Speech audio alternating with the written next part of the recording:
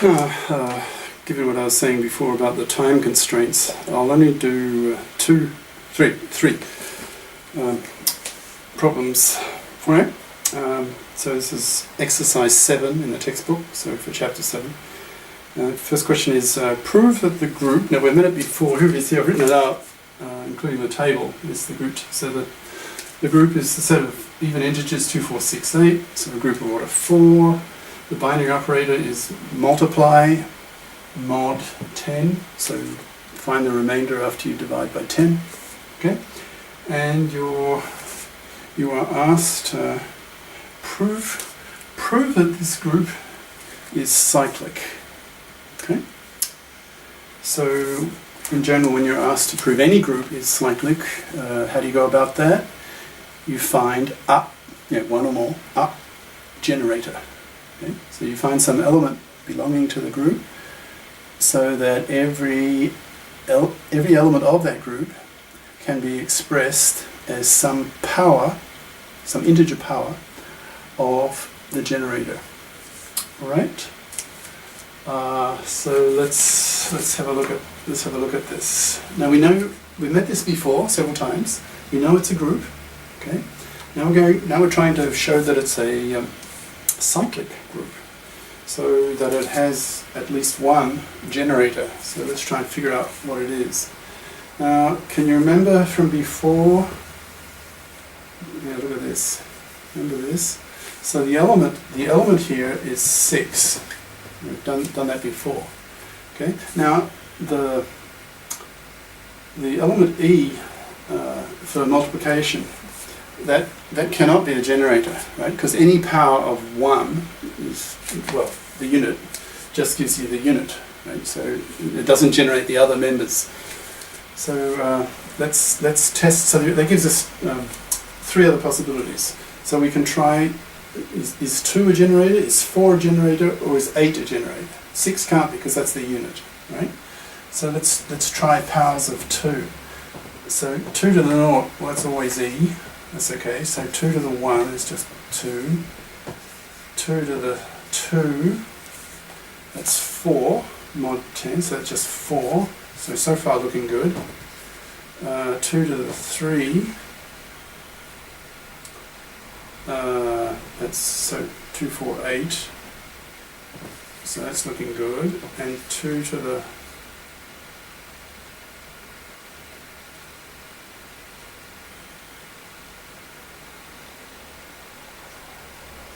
4th is 2, 4, 8, 16, well, so that's 6.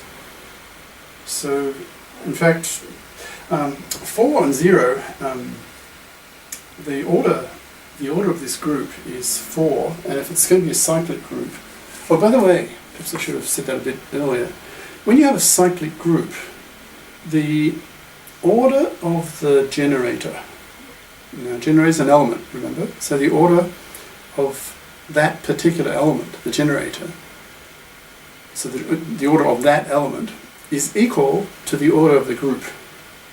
Right? Does that seem fairly obvious to you? So, right. So the order of this element is 4. So like 2 to the 4 is just E, and the element is the unit is 6. That's the element. Okay, so they're all there, right? The whole set is generated by 2. So 2 is at least one of your generators. 2 is okay. How about 4? Let's try 4. So 4 to the 1, 4 to the 2, 4 to the 3, 4 to the 4. 4 to the 1, so that's 4. 4 16 or 10, that's 6. 4 cubed, what's that? 64, 4, 60, 64, mod 10, so that's 4. You've got to repeat, that's not going to work. Right? It's a group. It's got to be a group. So that's out. So 4, no, it doesn't work. Okay, that leaves 8. 8 to the 1, that's 8. 8 to the 2, mod 10, that's 4. 8 to the 3. 8 to the 4, what's 8 to the 3? Oh God. Well, look, I'll leave I'll leave that as an exercise. I think you also show that because calculate what 8 to the 3 and 8 to the 4 in my head, a little painful. It's time of night. So I think you'll show that 8 is also a generator. Now, look, I don't need to find a second one. Right? The question is, prove that the group is cyclic. Okay? So all I have to do is to find at least one, just one generator. I've already done it for 2. Okay? So, but I think you'll find that 8 is also a generator. So we have 2 generators in that group. All right? Okay. Question 2 is find 4 proper subgroups of a cyclic group of order 12. Okay, I'll say it again. Find 4 proper subgroups of a cyclic group of order 12. So you have this. But by the way, this is new. If I put a sort of bar like this, double bars around the group capital G symbol, it just means the size of, how big is it? In other words, the order of the group. How many elements in the group? So we have 12 elements in the group, and we're told that it's cyclic. Okay, so it'll be something like this. Let G be the generator. So G2. G3, G4, G5, G6, G7, G8, G9, G10, G10, G11. Alright, now we've got to find 4 proper subgroups. Proper meaning that the order of those subgroups is less than the order of this. So the order of these subgroups has to be less than 12 and greater than 1. Right? So the 2 trivial subgroups of a group, remember, are this just consists of the unit element. That's the smallest possible group. Okay? Order 1. Okay, so, well, let's see.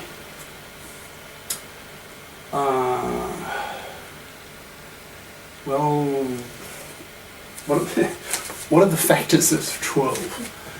2, 3, 4, 6. Okay. So G2, can I generate?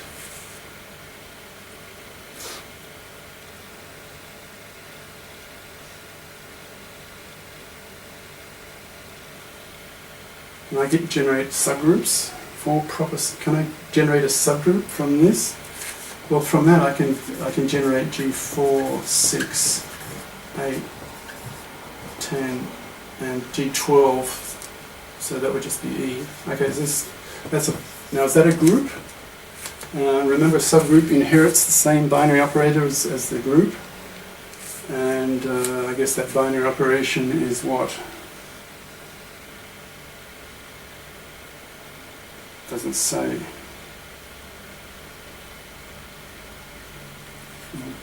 Doesn't matter, I guess. Assume it's multiplication. So assume that's a group.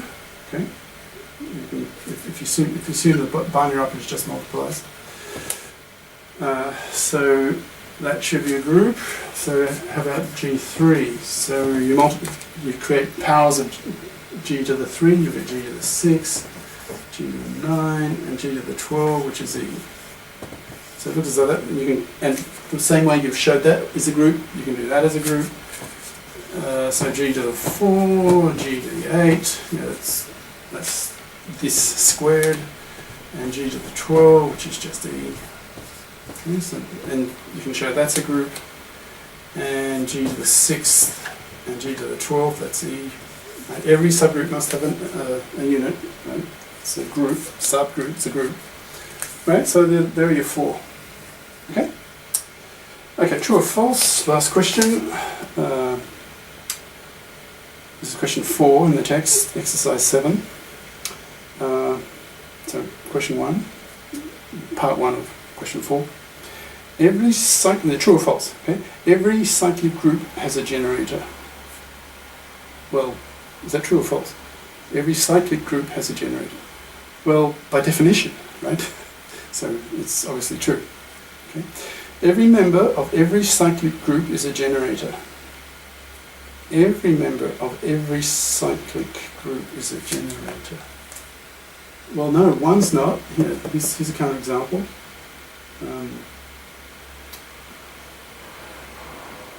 What am I saying? Let's forget what I just said. How about 5? So 5, 10. I don't think that would work. Right? So in general, it's not true. It's false. Right? A cyclic group can have more than one generator. Yeah, that's true because we just see we proved here.